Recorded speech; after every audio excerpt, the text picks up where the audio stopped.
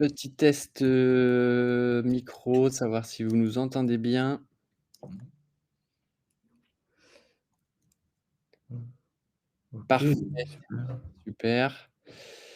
Et bien bienvenue à toutes et à tous dans cette webconférence. Vous êtes 150 participants, connectés, bienvenue à toutes et à tous. Je suis, donc Simon Levrard, donc je travaille à l'ADI, et je suis accompagné de Auguste, qui est, avec moi, et donc nous travaillons tous les 2 au siège de l'association, nous sommes aujourd'hui, avec vous pour parler des statuts juridiques, et quel statut juridique choisir pour mon activité, mon entreprise.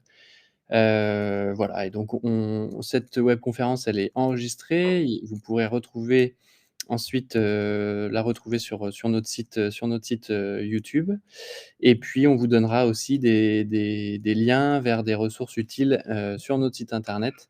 Ne vous inquiétez pas s'il y a des choses qui restent en suspens, vous pourrez de toute façon aller consulter toutes ces ressources, par la suite.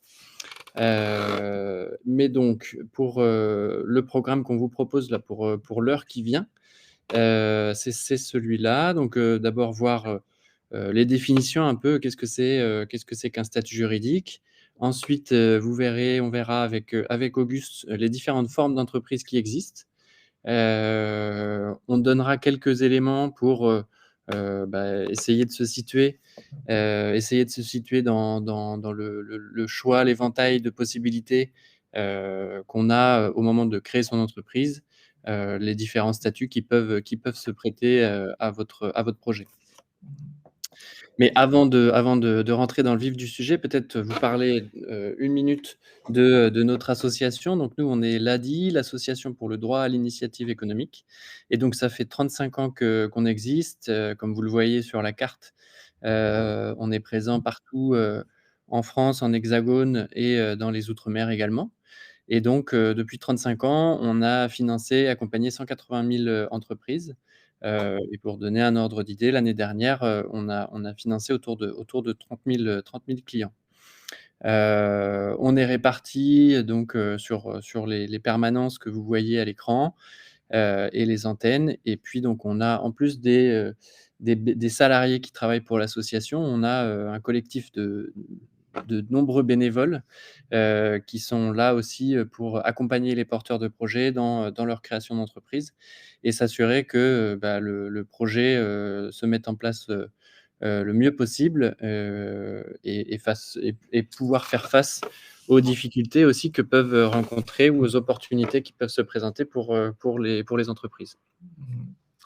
On parlera un tout petit peu plus de l'ADI à la fin, pour vous présenter, plus précisément ce qu'on fait, nos numéros de téléphone et les moyens de contacter l'ADI, de rentrer en contact, pour rentrer en contact soit avec, nos salariés, soit avec, aussi, nos bénévoles, pour l'accompagnement. Comme je le disais, hein, on pourra vous envoyer à la suite le PowerPoint, et puis également vous pourrez consulter la rediffusion sur la page YouTube de l'ADI. Alors le statut juridique, donc première chose à se dire peut-être, c'est que, le statut juridique, on le choisit après avoir déjà commencé à, analyser et défini son projet.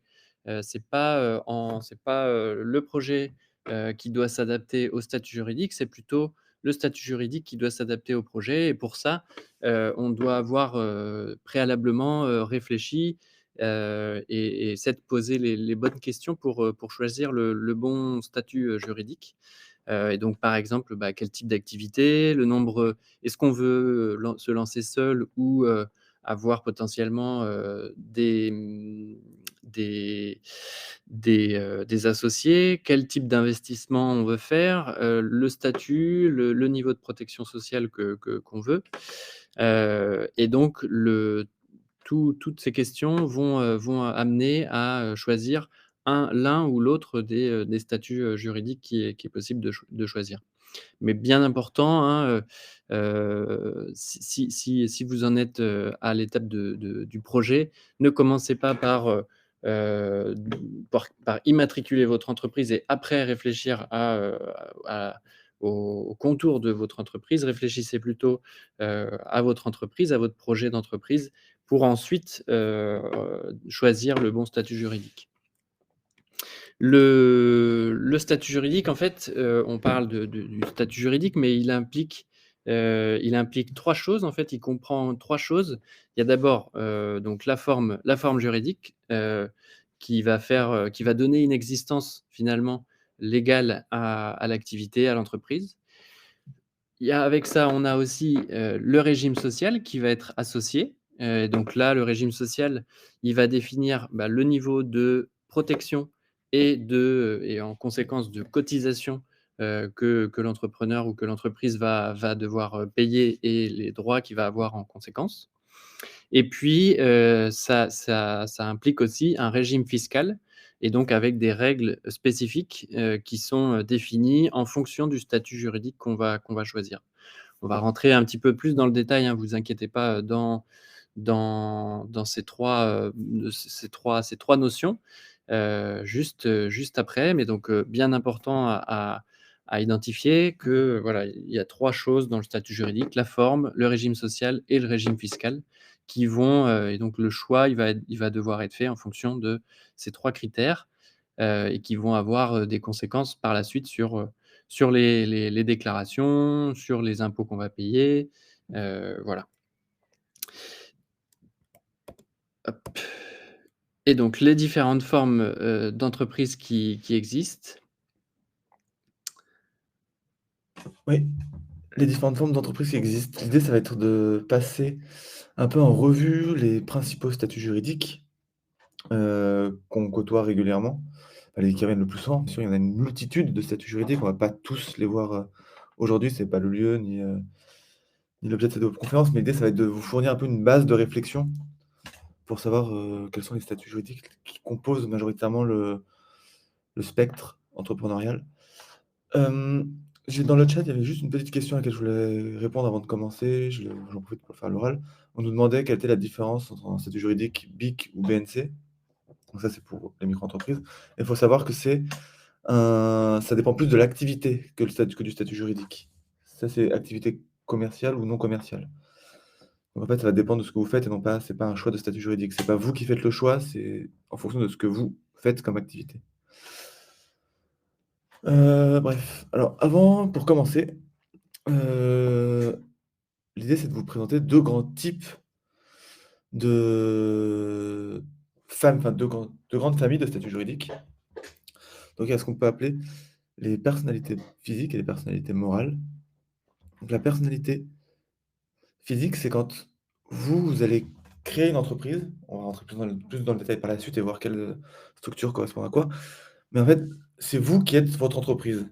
La responsabilité de votre entreprise et la vôtre sont fusionnées. C'est-à-dire que si jamais vous achetez du matériel dans le cadre, OK, j'ai ça. Si jamais vous achetez du matériel dans le cadre de votre entreprise, ça veut dire que vous pourrez l'utiliser à des fins personnelles. Ce sera à vous en tant que personne et à vous en tant qu'entreprise. Pareil pour la responsabilité, si vous commettez une faute ou si vous endettez à titre professionnel via votre entreprise, ces dettes seront aussi les vôtres en tant que personne. À l'inverse, quand vous créez un statut juridique, vous pouvez créer ce qu'on appelle une personnalité morale et à ce moment-là, vous et votre entreprise sont 2 personnalités dissociées. C'est-à-dire que vous avez vous d'un côté, votre entreprise de l'autre. Dans mon cas, si j'achète une voiture à des fins professionnelles dans ce cadre-là, eh ben, je ne peux pas utiliser ma voiture à des fins personnelles, sinon c'est ce qu'on appelle de l'abus de bien social. En revanche, si vous vous endettez, par exemple, votre entreprise fait faillite et que votre entreprise doit des millions d'euros à vos clients, par exemple, ou vos fournisseurs, et ben, vous n'êtes pas endetté à titre personnel. Vous êtes engagé que sur l'argent que vous avez investi dans la structure.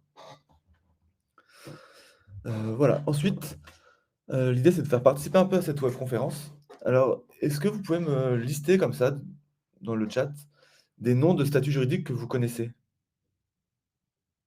SARL, SASU, SASU, SARL, ça micro-entreprise, OK. Association, ouais. Association, ça peut marcher, mais c'est pas un statut entrepreneurial à proprement parler. OK, ah oui, donc ouais, ouais, vous êtes, bien calé. OK, top. SASU, micro-entreprise, SCI, ouais, SCI pareil, c'est un peu spécifique. SARL, micro, OK. En effet, alors dans la pour la profession libérale?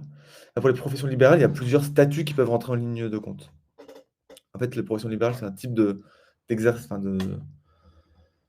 d'activité plus qu'un type de statut juridique. SAS, OK. Alors hop, en effet, donc pour commencer, on a une première famille, qui s'appelle l'entreprise individuelle, enfin le premier statut qu'on appelle entreprise individuelle de manière générale. Dans le chat, vous parliez pas mal de micro-entreprise. Eh ben, il faut savoir que la micro-entreprise, c'est pas un statut juridique à part entière.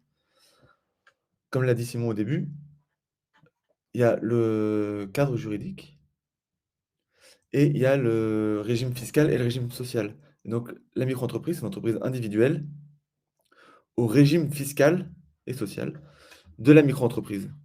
Et donc du coup, vous avez 2 types d'entreprises individuelles. Vous avez ce qu'on appelle les micro-entreprises et les entreprises individuelles dites au réel. On pourra revenir sur les différences un peu plus tard. Vous avez également d'autres types de structures, hop, d'autres statuts juridiques comme la SAS que vous avez énumérée et sa variante, la SASU. La différence entre ces 2 statuts juridiques, en fait, la SASU, c'est une variante de la SAS pour une personne. En gros, pour créer une SAS, il faut être au moins 2. Si vous êtes seul, ça devient automatiquement une SASU, pardon. Pareil, dans le style, vous avez un autre statut juridique qui est assez, souvent utilisé, une autre famille, hop, c'est ce qu'on appelle l'EURL et son corollaire, la SARL. Là, c'est un peu le même fonctionnement. C'est-à-dire que la SARL, c'est le statut qu'on va créer souvent quand on est quand on est au moins 2 et à l'inverse, l'EURL, ça va être, entreprise unipersonnelle à responsabilité limitée qui est très proche de la SARL, mais plutôt spécifique pour quand on veut entreprendre seul. Hop. Est-ce que vous connaissez des critères, alors ça va aller vite dans le chat à mon avis, qui vous permettent de choisir, enfin selon vous, si vous deviez faire un choix pour le statut juridique, ce serait sur quels critères que vous appuierez? Est-ce que vous avez des idées déjà? N'hésitez pas à les mettre dans le chat. Donc le CA,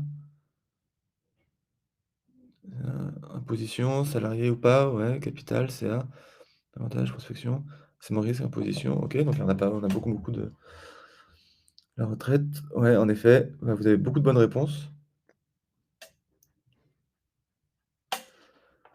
Chiffre d'affaires, régime matrimonial, OK. En fait, la réalité, c'est qu'il y a énormément de critères qui peuvent vous permettre de choisir un statut juridique, plus qu'un autre et il y en a beaucoup qui relèvent un peu ou alors en effet, de la structuration de votre entreprise ou alors vos choix personnels et de vos préférences personnelles. On va y venir par la suite. Notamment, vous pouvez, en effet, j'ai vu le nombre de salariés. Le nombre de salariés, en fait, on peut salarier quelqu'un dans n'importe quel statut juridique. Même en micro-entreprise, on a le droit de salarier. C'est juste pas du tout intéressant, économiquement. Donc si on veut salarier en micro-entreprise, autant changer de statut juridique. En entreprise individuelle, de manière générale, c'est prendre un risque supplémentaire. Donc autant c'est mieux vaut privilégier une personne, enfin, SASU, SAS, URL, SARL ou autre. Mais le nombre d'associés, déjà, ça va jouer beaucoup dans le choix de votre statut juridique. Il va aussi avoir le niveau d'investissement que vous allez pouvoir, dont vous allez avoir besoin pour, créer pour développer votre projet. Il va y avoir la protection sociale du dirigeant, comme vous l'avez dit dans le chat et vous allez avoir le niveau d'imposition, enfin le régime d'imposition et c'est une liste qui est bien sûr pas exhaustive.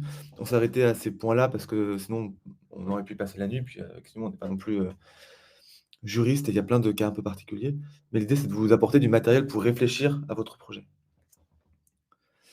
Et donc une fois qu'on a dit tout ça, sur le nombre d'associés, donc l'entreprise individuelle, comme son nom l'indique, qui vous pouvez le choisir uniquement si si vous êtes un seul associé, parce que c'est vous l'associé. Pareil, comme on l'a dit, la SASU, c'est et le URL, c'est vous avez le U de unipersonnel, ça veut dire que c'est pour une seule personne, si jamais vous après ça, la SAS et la SARL qui, elles, sont au-delà d'une personne. Vous pouvez aller, pour la SAS à une infinité d'associés. À l'inverse, pour la SARL, c'est limité jusqu'à 100 associés. C'est généralement pour les entreprises plus familiales, mais bon, ça ne veut pas dire grand-chose, plus familial. C'est, le niveau après ça, sur le niveau d'investissement, mécaniquement, en micro-entreprise, vous allez pas pouvoir déduire la TVA de vos investissements. Ça va pas être vous allez pas avoir d'amortissement sur, vos investissements. Donc si vous avez de forts niveaux d'investissement, évitez ces statuts-là. Privilégiez plutôt SASU, SAS, EURL ou SARL, sachant que ce niveau de statut, enfin ces statuts-là, avec les statuts «d'entreprise» entre de «société» entre guillemets, quand on est, en unipersonnel, donc SASU ou EURL, mécaniquement, vous allez pouvoir lever moins de fonds parce que vous serez qu'un seul associé. Donc ce sera juste vos ressources propres qui vont être, mis à disposition. À l'inverse, toujours dans ce cadre-là, si on poursuit, il y a la protection sociale du dirigeant. Donc vous avez 2 régimes principaux, c'est travailleurs non salariés ou assimilés salariés. Sachant que pour la SARL, c'est un peu plus complexe, ça va dépendre de si vous êtes majoritaire, minoritaire ou autre. En SASU, ça couvre le dirigeant de l'entreprise, donc le président de la structure, c'est ce régime fiscal. Ce régime, c'est 1, 3, cette protection sociale du dirigeant. Travailleur non salarié, ça veut dire que vous allez avoir potentiellement moins de cotisations sociales qu'un salarié, mais vous allez avoir un régime de protection sociale qui sera assez faible. C'est-à-dire que vous n'allez pas avoir d'arrêt maladie, vous n'allez pas, enfin, potentiellement une retraite un peu moins avantageuse et ça veut dire qu'il va falloir que vous preniez de votre côté, donc que vous preniez en compte le fait que vous allez probablement devoir prendre une complémentaire santé, par exemple, qui vous couvre en cas d'arrêt maladie. Vous allez enfin, voilà, vous allez devoir assurer vous-même vos prestations de santé et voilà, en cas de pépin physique et d'arrêt de travail et de retraite. Potentiellement une complémentaire retraite, ça peut être quelque chose à prendre en compte. À l'inverse, assimilés salariés, la charge pour l'entreprise, ce sera quasiment autant que celle d'un salarié. Sauf que là, c'est vous qui la payez pour vous-même. Donc ça veut dire que vous êtes amené à payer à la fois les charges patronales et les charges salariales. Donc c'est vrai que vous allez avoir énormément de cotisations sociales à payer, mais vous allez avoir un régime de protection sociale qui va être beaucoup plus adapté. Et donc après, c'est un calcul un peu à faire. Est-ce qu'en travaillant non salarié, ça vous revient moins cher, plus cher? Ça dépend tout bêtement aussi de si jamais, vous êtes, régulièrement enfin, si vous avez des problèmes de santé assez réguliers ou pas. Voilà, il peut y avoir plein de choses à prendre en compte là-dessus. L'idée, c'est pas de vous dire qu'il y a un statut qui est meilleur que d'autres, c'est de vous donner les éléments de comparaison. Voilà. Ensuite, il y a l'imposition. Donc il y a l'impôt sur le en fonction de ce que ça va être, vous allez avoir l'impôt sur le revenu ou l'impôt sur les sociétés. IR pour impôt sur le revenu, IS pour l'impôt sur les sociétés. Donc voilà, donc en entreprise individuelle, vous êtes automatiquement soumis. TNS, c'est travailleurs non salariés. Désolé, je réponds pas à toutes les questions dans les médias, on va y revenir un peu à la suite, sinon on va se perdre. Donc l'IR, c'est impôt sur le revenu, c'est-à-dire que vous êtes imposé sur ce que vous avez effectivement enfin, sur ce que vous avez généré comme argent, vous, à titre personnel. Et donc là, comme on est sur l'entreprise individuelle, que votre personnalité et celle de l'entreprise sont revenues, vous êtes imposé sur les revenus de l'entreprise qui sont les vôtres, entre guillemets. Impôt sur les sociétés, ça veut dire que vous pouvez que la société est imposée sur les revenus qu'elle a générés. Donc ça veut dire que, par exemple, si jamais vous êtes inscrit à Pôle emploi et vous créez en SASU ou en SARL et que vous êtes soumis à l'impôt sur les sociétés, donc vous pouvez ne pas vous rémunérer pendant longtemps et vous ne paierez pas d'impôt sur les enfin, paierez pas d'impôt, il y aura juste le bénéfice de l'entreprise qui sera imposable et vous pourrez continuer à toucher Pôle emploi, par exemple, d'un côté. Ça rentre vous aurez pas de revenu à proprement parler qui sera généré. À l'inverse, généralement, quand vous êtes soumis à l'impôt sur le revenu, par exemple, la micro-entreprise, vous allez, par exemple, faire, sur l'année 10 000 € de chiffre d'affaires et bah, automatiquement, on va considérer que ces 10 000 € là, c'est votre revenu, donc vous allez payer des impôts dessus. Voilà, vous avez un abattement. Ce qui est intéressant, c'est de prendre en compte qu'il y a un abattement fiscal dessus. En micro-entreprise, vous déduisez pas vos charges alors que quand vous êtes au régime réel, oui. Mais bon, on va pas rentrer dans les détails maintenant et on va avancer un peu. Voilà. Donc évidemment, c'est une liste non exhaustive et il y a plein de questions et on vous donnera des ressources pour approfondir cette, réflexion-là. Là, l'idée, c'est juste de vous apporter un premier niveau d'information qui vous aide à voir plus clair dans cet écosystème-là.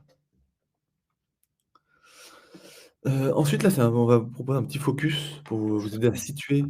Ouais, Auguste, je propose de faire une première allons-y. réponse aux questions. Donc j'ai listé, hein, les questions. Donc on a, le conjoint collaborateur. Conjoint collaborateur, est-ce que c'est possible avec une entreprise individuelle? C'est une très bonne question, conjoint collaborateur. J'avoue que j'ai pas la réponse, comme ça dans le directement.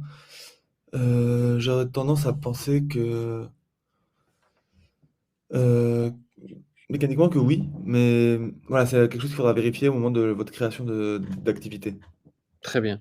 Donc, on continue sur, le changement de statut, en UR, changement de statut une fois qu'on a démarré l'entreprise. Est-ce que c'est possible? C'est facile? Alors, bah, quand vous allez choisir un statut au moment de la création de votre entreprise, il y a en effet rien qui est immuable. Vous pouvez à tout moment choisir de changer de statut. En fonction du changement de statut que vous allez opérer, ça peut être plus ou moins simple ou plus ou moins complexe. Par exemple, passer du régime de la micro-entreprise à une entreprise individuelle au réel, c'est très simple, il vous suffit de dépasser le chiffre d'affaires ou de faire la demande par écrit et ça se fait, très rapidement. À l'inverse, si vous voulez passer sur une société, vous allez devoir faire les démarches de création d'une société et radier votre micro-entreprise. En fait, tout est possible, il suffit de fermer, de rouvrir des structures, c'est des comment dire? Comme c'est des enveloppes, enfin, comme c'est une enveloppe qui vient s'adapter à votre projet, qui vient donner corps à votre projet, vous pouvez imaginer un peu être, bah, c'est comme un serpent ou une araignée qui mue. Finalement, vous pouvez changer à tout moment de carapace et de coquille. C'est pas quelque chose qui est, enfin, c'est quelque chose qui est possible, qui va être plus ou moins complexe et plus ou moins lourd administrativement, mais c'est complètement possible. Très bien, merci. Et sur la cotisation foncière des entreprises, donc CFE, est-ce que c'est sous n'importe quel, statut? Ouais, tous les statuts sont soumis à la cotisation foncière des entreprises, même les micro-entreprises. Je crois qu'il y a juste la première année où il y a une exonération, mais mmh. Très bien, eh bien, je te laisse continuer. Tac tac. Ouais, je vois juste une petite question là qui vient avant que je déroule. Peut-on domicilier une SASU chez soi? En fait, c'est des questions qui sont indépendantes du statut de l'entreprise, que ce soit en micro-entreprise ou en entreprise individuelle, SASU, SARL, URL. Faut regarder votre bail, enfin votre, contrat de location ou d'habitation. Techniquement, c'est possible de mémoire. Je crois il y a pas de contre-indication. Hem, mais parfois, c'est marqué que vous ne pouvez pas exercer d'activité ou que vous ne pouvez pas stocker de marchandises chez vous et donc à ce moment-là, c'est-à-dire qu'il faut, bah, l'anticiper et voilà. Donc ensuite, l'idée, c'est de rentrer un peu plus dans le détail sur des statuts qui sont assez bien pour commencer, et en tout cas pour tester l'activité, notamment celui de micro-entreprise. Parce que comme on le dit, la micro-entreprise, c'est, facilement évoluable, c'est gratuit à créer. Ce qu'on voit, enfin, à créer et modifier. Donc c'est-à-dire que si vous voulez tester votre activité, et que vous avez juste besoin de facturer, vous pouvez créer une micro-entreprise, ça vous coûte rien du tout. Aujourd'hui, avec les nouvelles démarches, c'est très rapide à faire et ça vous permet d'avoir, une existence juridique qui vous permet de facturer vos clients, oui, d'acheter et d'avoir un numéro SIRET aussi si vous avez besoin d'acheter vos fournitures. Voilà.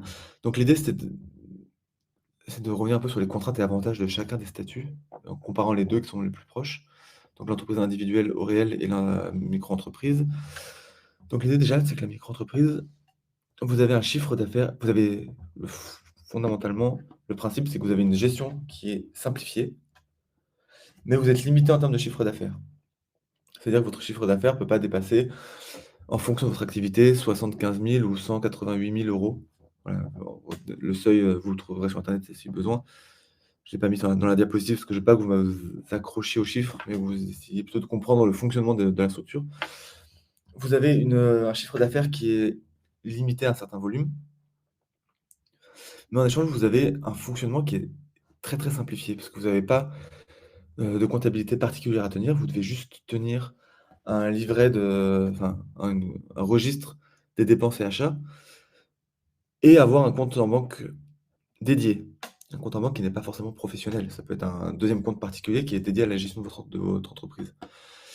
Si jamais vous gérez bien votre compte en banque, normalement les livrets, de compte de votre entreprise peuvent faire office de livret de cahier de dépenses. Enfin d'achat, de vente et dépenses. Enfin, en gros, vous consignez tout ce qui sort et ce qui, rentre dans votre entreprise. Sachant que si vous ouvrez un compte en banque dédié, ça veut dire que vous ne faites pas vos dépenses personnelles avec le compte en banque de votre entreprise. L'idéal, c'est de se verser un salaire par mois, mais ça pour, simplifier en cas de contrôle URSSAF ou pas ou quoi.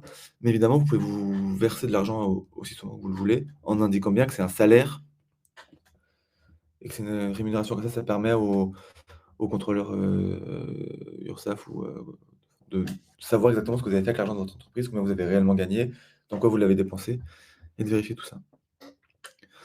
C'est des statuts qui, généralement sont plutôt utilisés quand même pour être, que ce soit la micro-entreprise individuelle ou la micro-entreprise au réel, enfin la micro-entreprise, pour être, quand on s'adresse à des clients, particuliers, parce que tout bêtement, il y a pas de dépôt de capital. Quand vous créez une société, vous allez devoir déposer un capital. Ce capital-là est visible, enfin dans le est public. Et donc ça, le fait de voir que vous avez déposé un capital dans votre, société, ça permet de rassurer généralement vos partenaires ou vos fournisseurs. Et en entreprise individuelle, vous n'avez pas ce genre de capital à déposer, mais du coup, ça vous permet d'être, beaucoup plus flexible quand vous voulez ouvrir et quand vous voulez fermer votre entreprise. Hem, donc voilà, c'est plutôt, mais ça ne vous empêche pas d'essayer de travailler avec d'autres personnes. Les charges d'entreprise, voilà, donc il faut savoir que les charges en micro-entreprise, les charges que vous allez avoir en micro-entreprise, donc vos achats, vos factures d'électricité, tout ça, c'est pas déductible, donc il faut surveiller un peu ce que vous dépensez pour exercer votre activité. Parce qu'au moment de vos déclarations d'impôts, vous avez un abattement forfaitaire qui entre en compte. C'est-à-dire que si vous dépensez, si vous avez fait un chiffre d'affaires, par exemple, de 100 000 €, et ben l'État va considérer que vous avez réellement touché, vous, à titre personnel pour vivre, 30 000, plus ou moins 30 000, 50 000 ou 70 000 € en fonction du type d'activité que vous allez faire. L'abattement fiscal va varier et en fait, si jamais vos dépenses sont supérieures à cet abattement fiscal-là, bah, vous êtes perdant. Là où à l'inverse, en entreprise individuelle au réel, vous allez consigner toutes vos charges et par la suite, vous allez, les déclarer à l'administration, à l'URSSAF et là, vous allez avoir enfin, aux impôts, pardon, et là, vous allez avoir, vos charges seront déduites des impôts que vous allez devoir payer. Donc voilà, c'est des petites subtilités comme ça, donc ça veut dire que c'est quand même un peu plus lourd, l'entreprise individuelle au réel, administrativement et comptablement parlant, que la micro-entreprise, mais ça permet, si vous avez beaucoup de dépenses, beaucoup de charges, d'être, enfin, c'est plus adapté à votre activité. Voilà. Et après ça, il y a aussi les options de régime TVA, notamment micro-entreprise. De prime abord, vous êtes exonéré, sauf si vous dépassez certains seuils. À l'inverse, en entreprise individuelle, vous êtes assujetti à la TVA, donc c'est-à-dire que vous la collectez, vous la redevez, vous la reversez à l'État après. Donc ça complexifie encore la gestion, mais ça peut être intéressant en fonction de quand vous travaillez, enfin, si vous êtes en contact avec beaucoup d'acteurs professionnels ou de sociétés, notamment. Mais ça complexifie un peu la gestion. Et si jamais vous êtes en deçà de certains plafonds, vous pouvez faire une demande pour être, exonéré de TVA. Voilà. Je pense qu'on a fait le tour. J'essaie de pas trop rentrer dans les détails pour pas trop vous perturber, sachant que c'est des éléments qui sont un peu complexes. Mais voilà, l'idée, c'est de vous faire un peu comprendre le fonctionnement de ces structures-là. Après, on va arriver sur les sociétés, mais peut-être qu'il y a des questions auxquelles on peut répondre, dès maintenant. Tu as ton micro qui est coupé, Simon, je crois. J'ai répondu, par chat, aux questions qu'on pouvait prendre. Malheureusement, il y a beaucoup de questions. On voit qu'il y a un intérêt fort sur ce thème.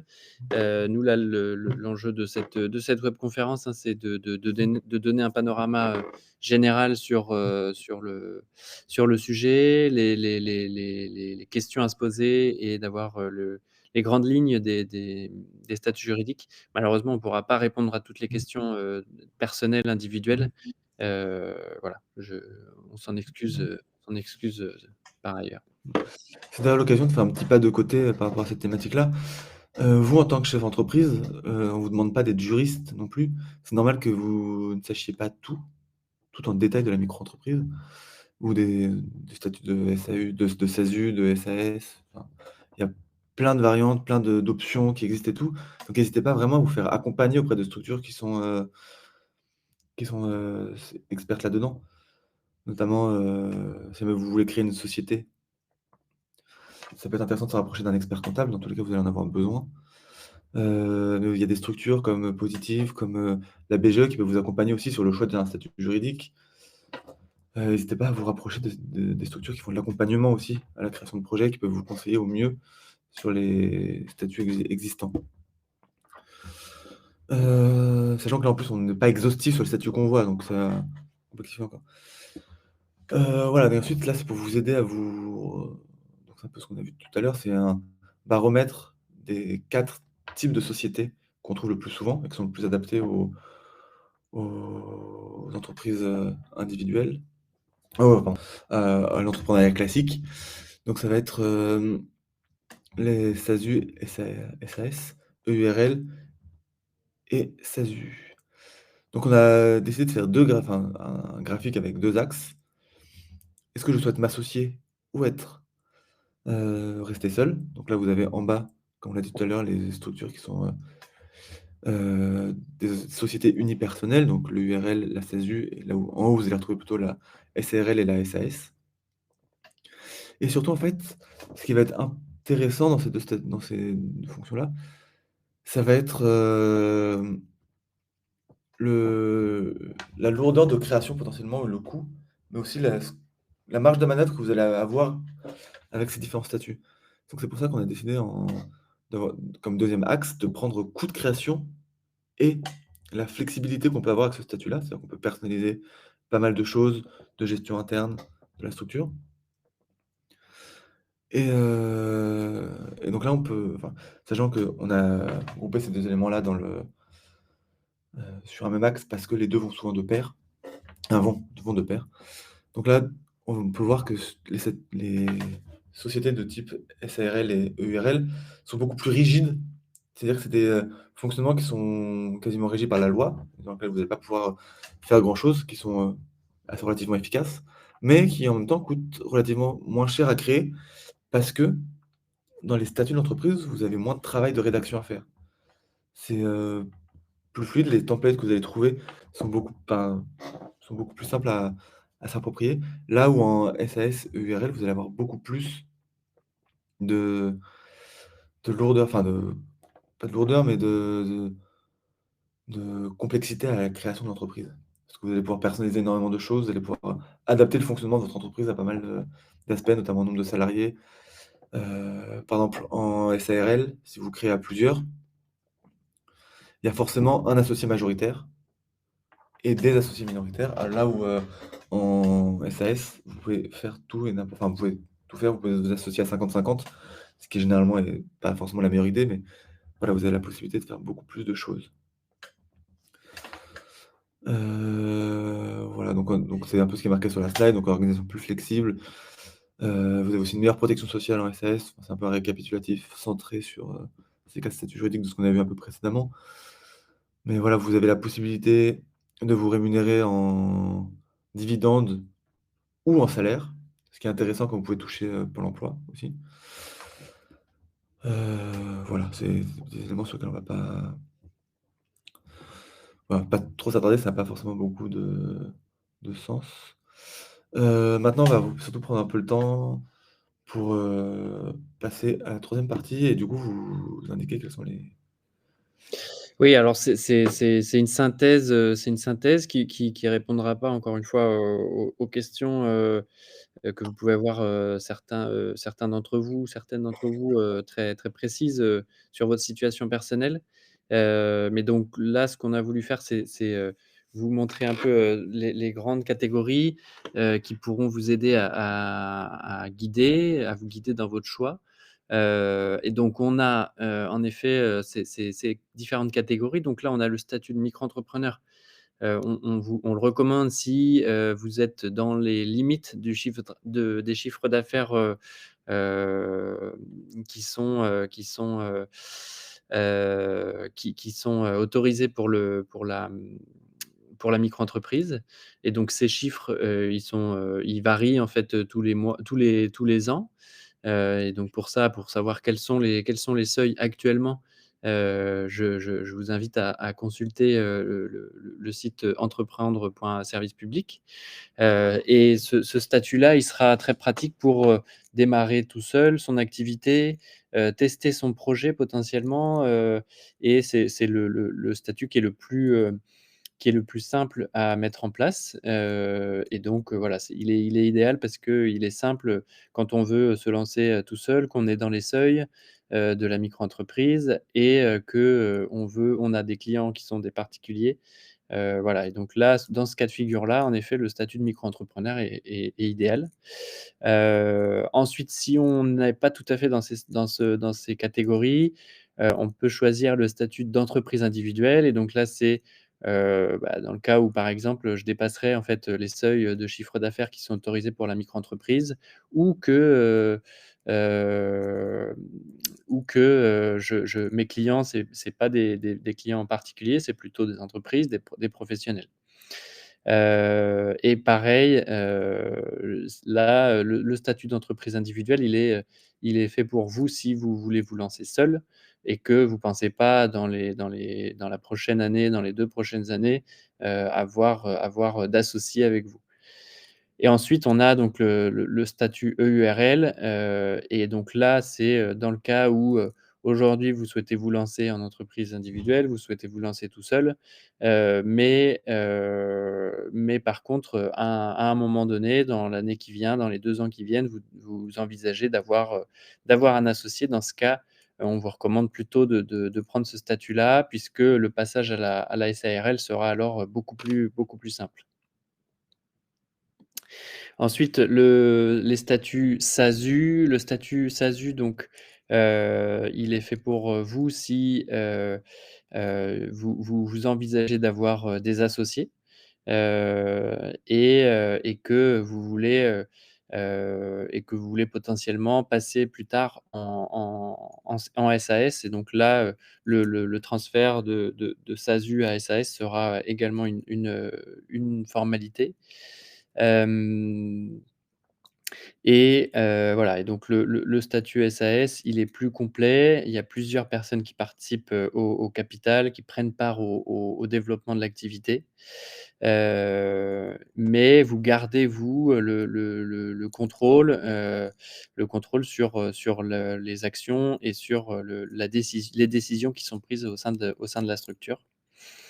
Et enfin, le statut SARL, c'est, dans le cas où vous voulez vous lancer déjà, dès maintenant, avec des associés, et donc, qui est un statut plus complet, avec, une des procédures à mettre en place qui sont un peu plus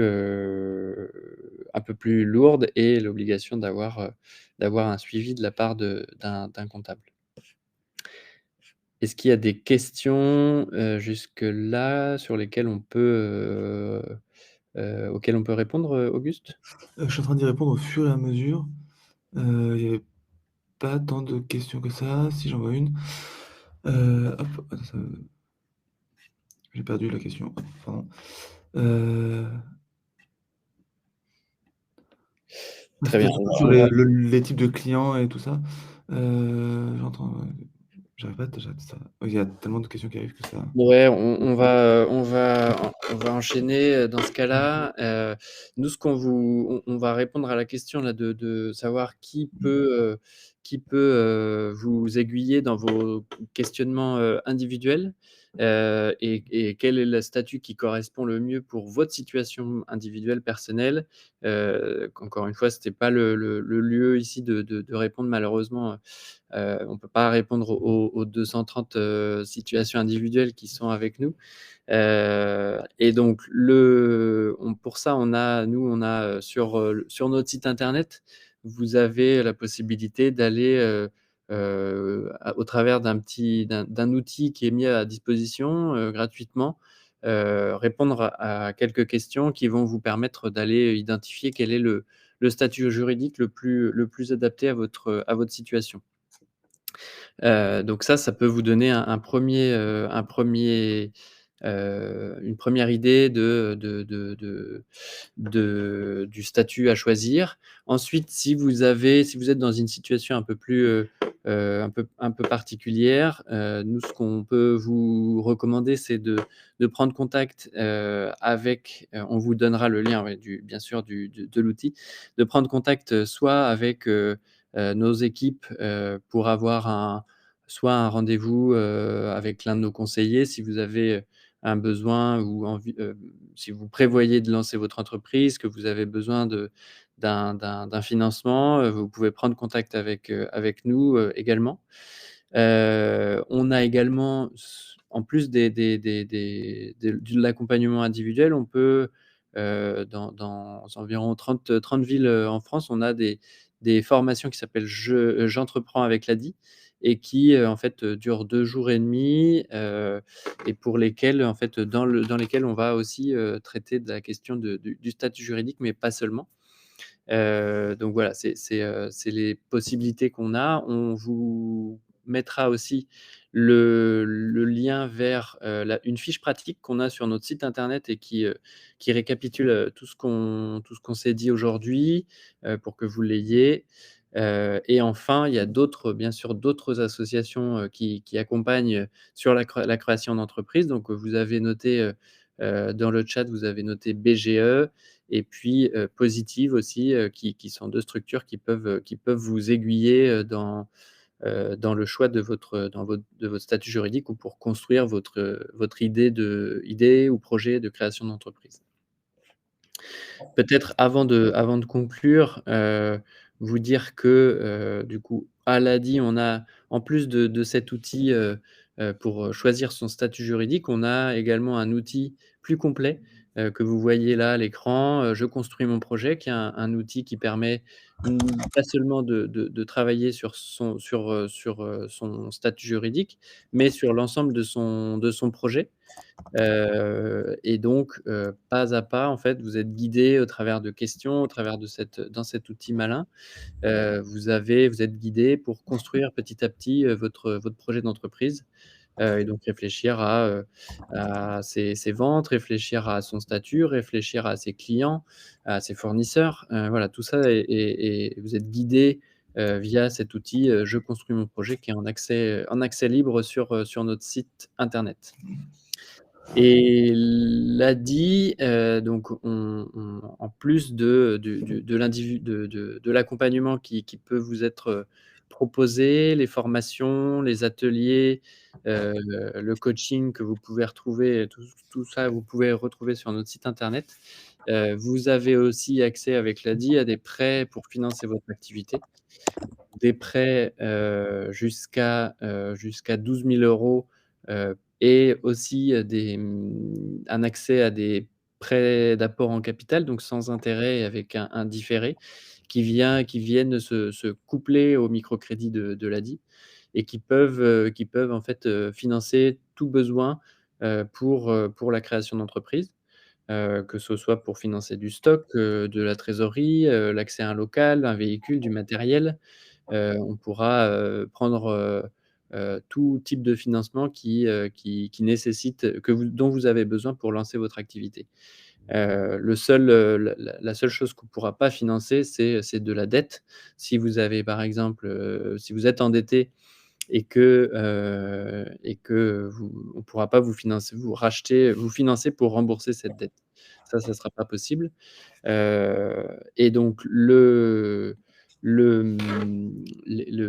vous redonne aussi, notre numéro, que vous pouvez sur lequel vous pouvez contacter nos conseillers, pour avoir plus d'informations et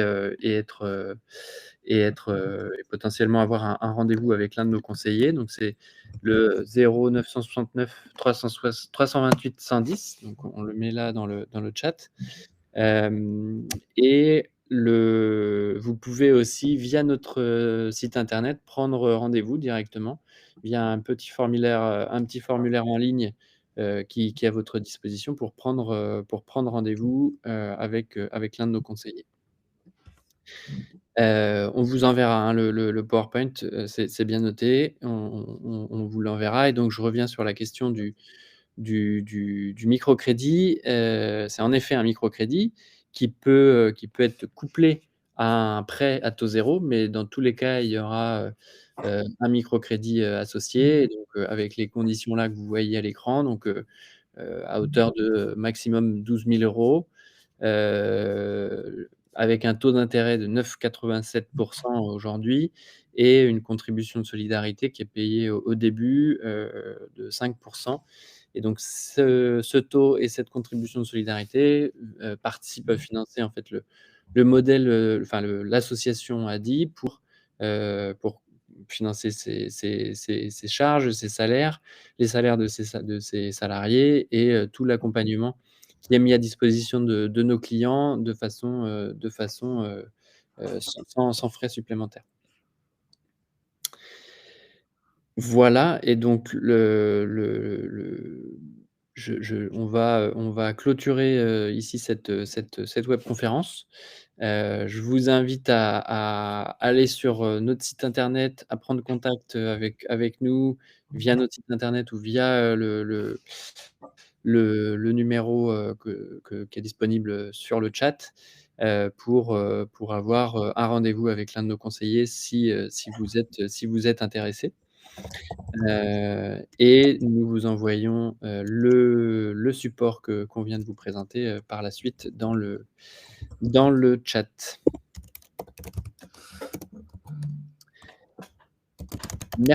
Merci à toutes et à tous. Merci.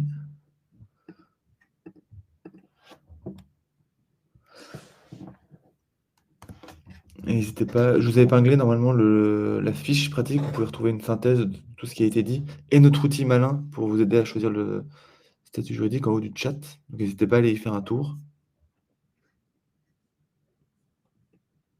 Merci, au revoir.